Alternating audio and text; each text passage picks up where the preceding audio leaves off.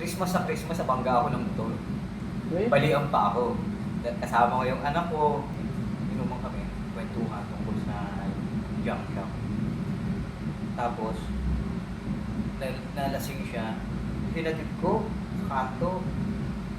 Kasama ko yung anak ko. Pagkahatid ko, pauwi na ako. May isang nagdadrive ng motor na lasing, walang lisensya. Binangga ako. Buti nga ako yung tinamaan, hindi yung anak ko.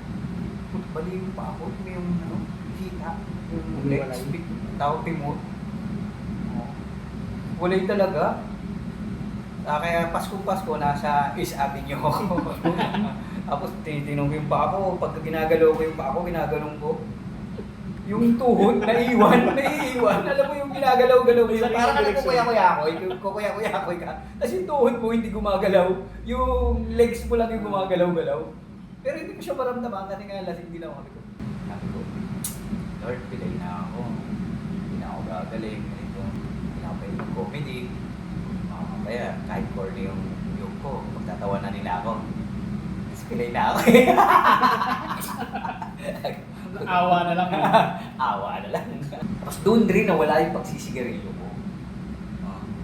Nangyari pala yun, before Christmas, nagdasal ako. Ito. Sabi ko no.